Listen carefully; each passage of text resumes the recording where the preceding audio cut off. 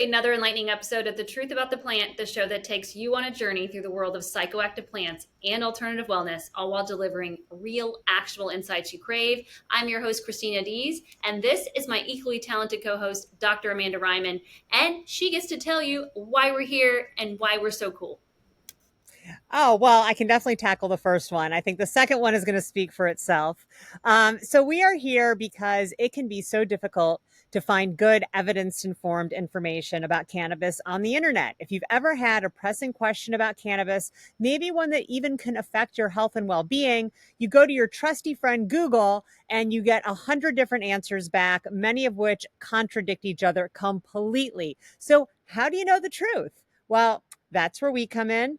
Every week, we're here to dish up 15 minutes or less of actionable insights on your most pressing questions about cannabis, all while giving you the evidence informed information that you crave and making it really fun, too. So think of us as your really cool aunties, your kick ass granddaughters, the women in your life who are always going to tell you the truth. That's right. And today's question takes us straight to the heart of one of the biggest debates in cannabis culture. Are sativa and indica really different, as everyone says? Well, get ready because we're going to dive deep and find out if this is legendary divide is rooted in science or simply part of cannabis folklore.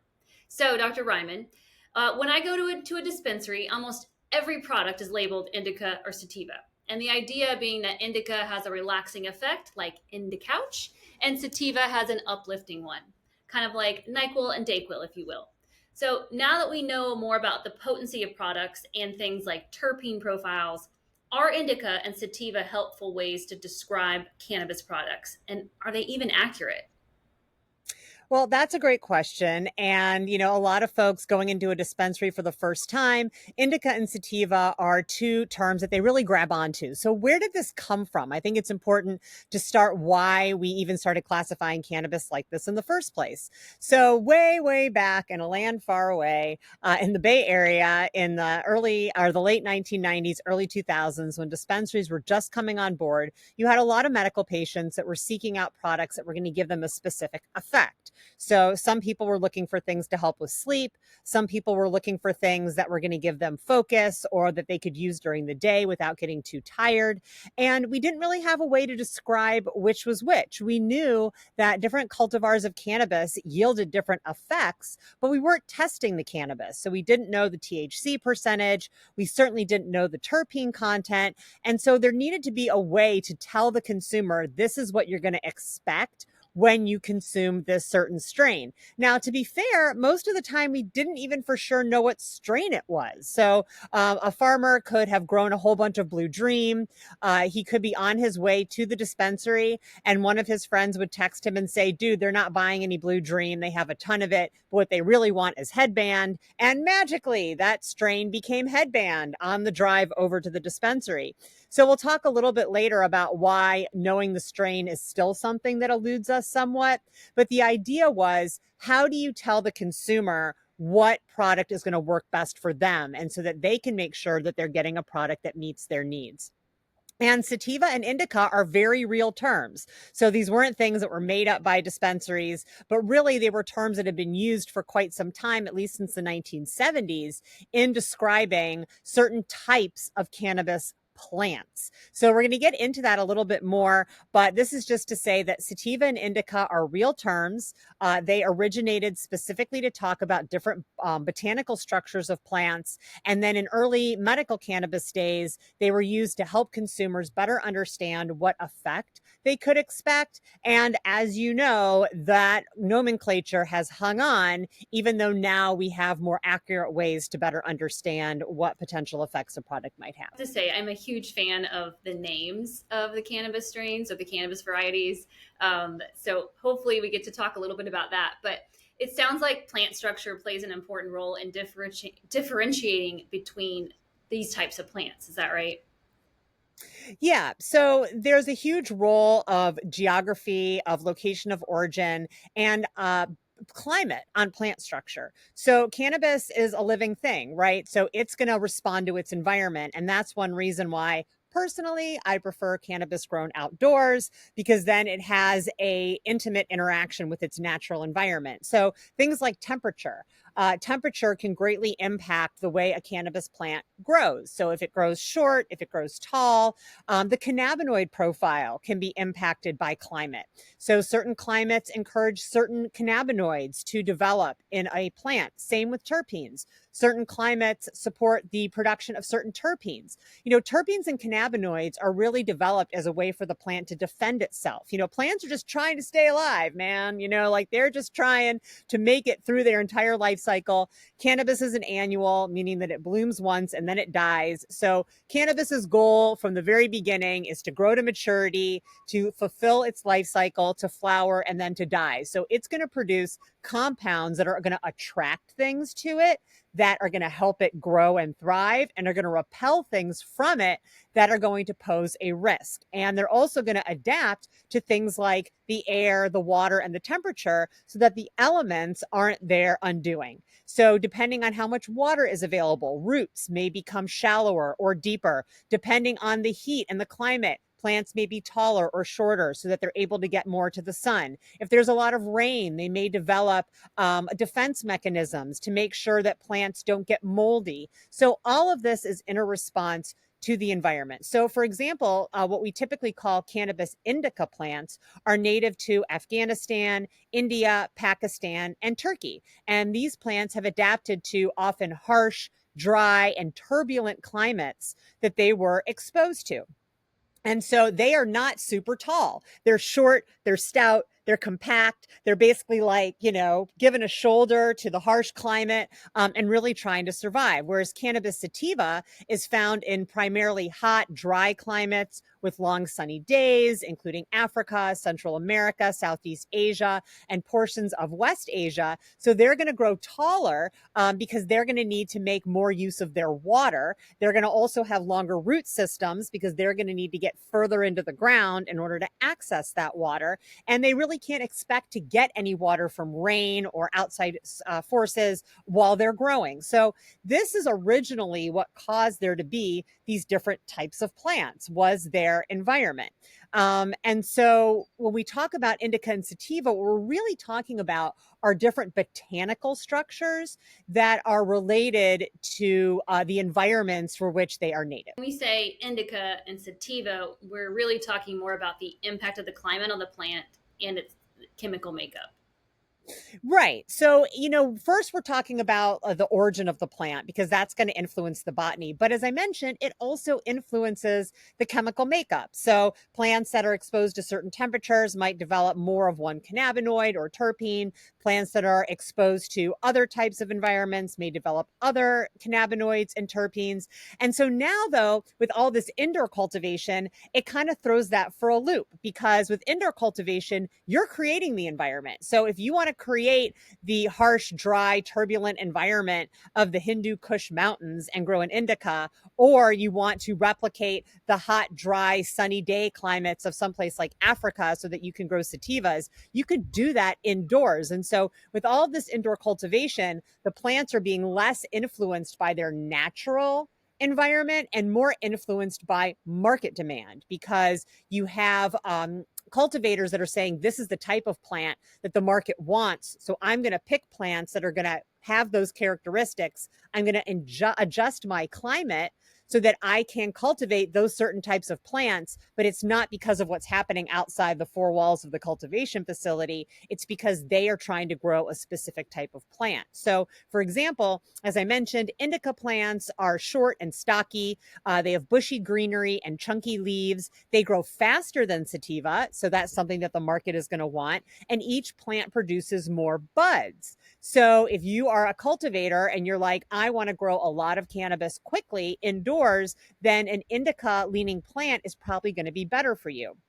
Sativa plants are longer. They have finger-like leaves. They take longer to mature than some other types of cannabis. They may not produce as many buds as other types of cannabis, but here is the rub. And this is why we see so many plants labeled as hybrid, because indica plants tend to have lower amounts of THC. Mm. And sativa plants tend to have higher amounts of THC. And so when you have a market that's really focused on potency, what you might find is a cultivator trying to bring together an indica structure so that it's bushier, it's shorter, it's producing more buds, but mix it with a sativa that is producing a higher level of THC so that they can get a plant that grows quickly, that produces a lot of buds, and that's high in THC. I love this stuff. Okay, so my experience has been in a dispensary. They really try to sell you on flower with the terpene profile. So they'll say things like, "Oh, if you want something sativa uplifting, you want something with limonene. If you want something more chill like indica, you want to look for myrcene or higher levels of those." So, what role do terpenes play in whether a product is labeled as indica or sativa? Well, I would say the role of terpenes is part science and part marketing.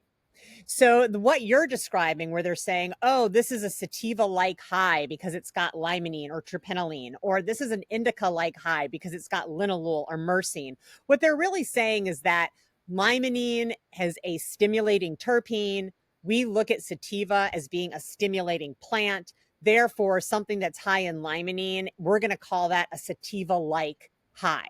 Hmm. And so that's really a marketing technique. And again, it's to help the consumer understand what effect they can expect, but it's really saying this one compound will give you energy. We describe this type of plant as being high energy. Therefore, something with this terpene is going to be a high energy effect. So there is a marketing component, but there's also a chemical component as well. And again, it goes back to climate.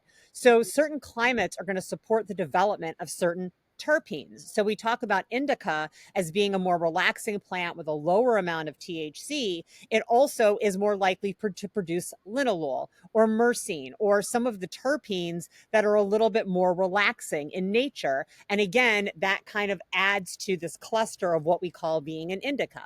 Sativa plants, higher in THC, more uplifting, more energetic. They tend to have terpenes like limonene or terpinolene. And in fact, terpinolene, for a lot of people, including me, is too much of an energy, right? It makes you anxious, right? So that is something else that too much THC can do.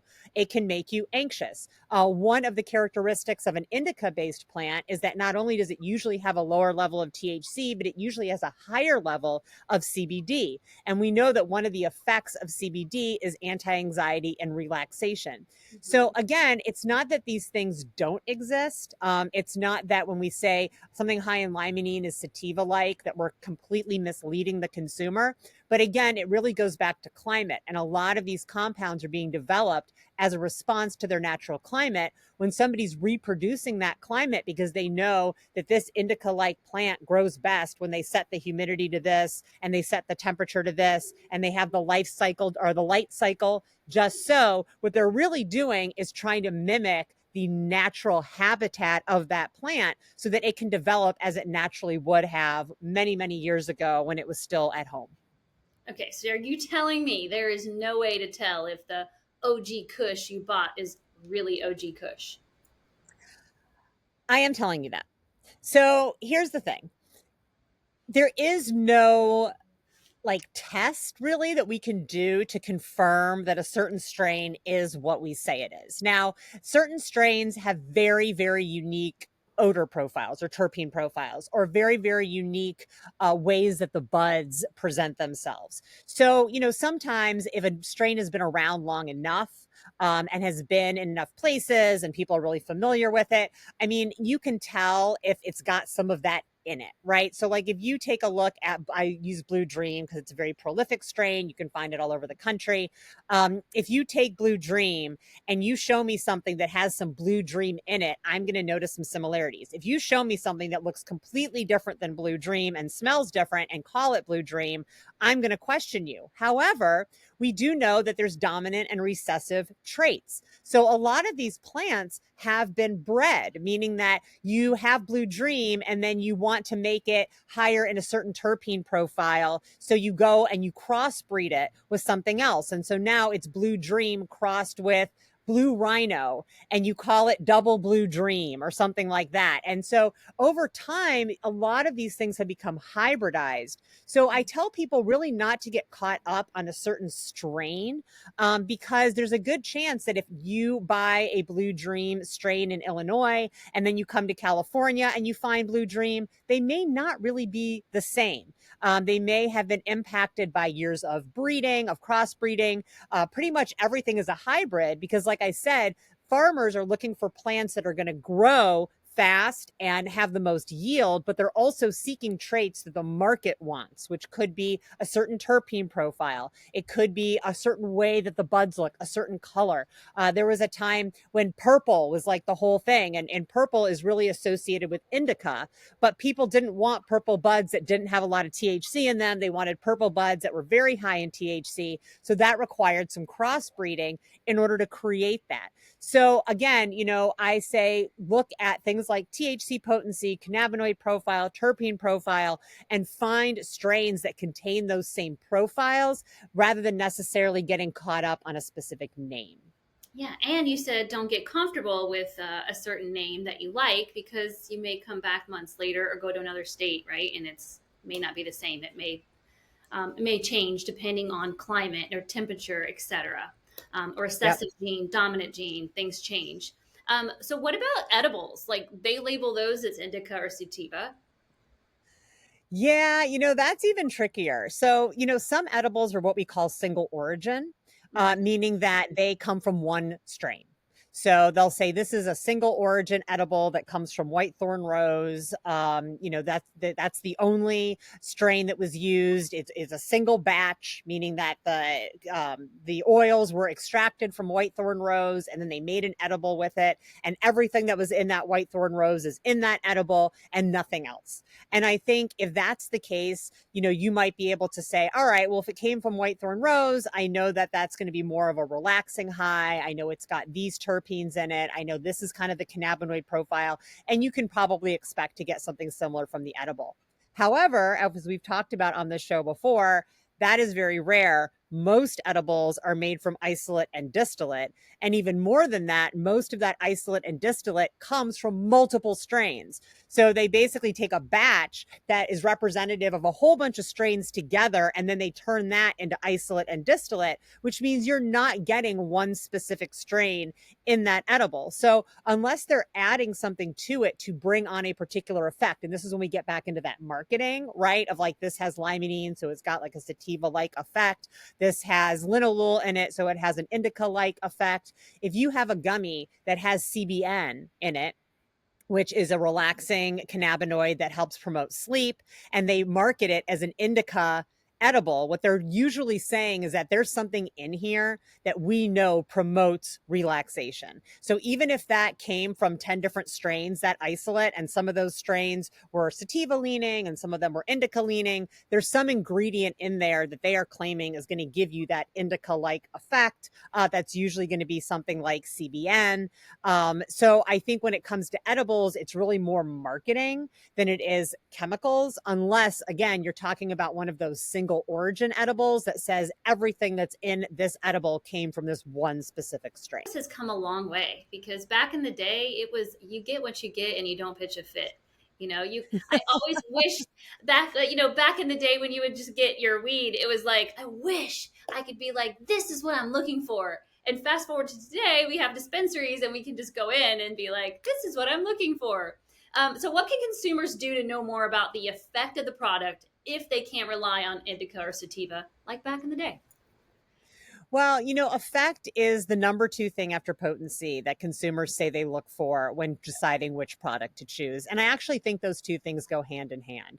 So when we talk about consumers being really interested in potency, it doesn't necessarily mean they want the highest potency. There's kind of this assumption that when someone says potency is most important, that means they're looking for the highest potency. Not necessarily. It could mean that they're looking for the potency and the effect that's right for them. People don't want to get higher than they desire, and they don't want to not feel something when they want to feel it. And so I think that for consumers, when you're going in, looking at THC percentage is really important. But of course, we know if it's within a range, it's probably negligible. So if you're like, I want something that's low THC, you probably want to find something that's 15% THC or less. Once you get into that 20% mark, it's pretty much going to be a very highly potent product.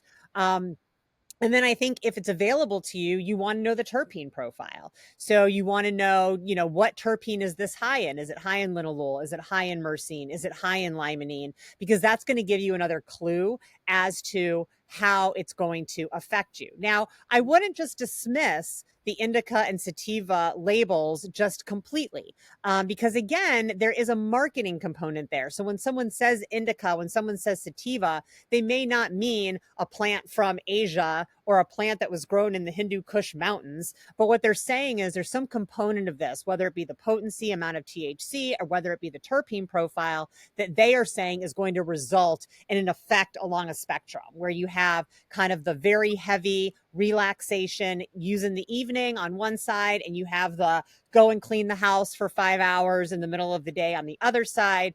A lot of consumers are looking for something in the middle unless they have a very specific outcome and project or something that they're trying to accomplish. So I think we can still talk in terms of indica and sativa, but we should just be aware that really what we're doing now is describing a whole group of effects that are brought on by the cannabinoid profile, by the terpene profile, and we may not specifically be referring to the botanical structure where indica and sativa originated. Yes. And I know we promised our viewers that this would be the truth in 15 minutes or less. Today we went over. We're at 21 minutes, but Oh, I feel like, and I hope the viewers, you will agree that it's important to get this information out there. So we hope you enjoyed this episode. And now that we've unpacked whether sativa and indica are truly distinct or just part of cannabis folklore, we'd love to hear your thoughts. So we can stop talking and let you talk. So drop us a line at info@mypersonalplants.com with your burning questions or your myth busting ideas. And don't forget, we're your go-to source when you're searching for the truth about the plant and alternative medicine. So be sure to visit our YouTube channel for more green wisdom, subscribe, hit like, ring the bell to stay in the loop. And until next time, stay curious, stay green, and keep those questions growing.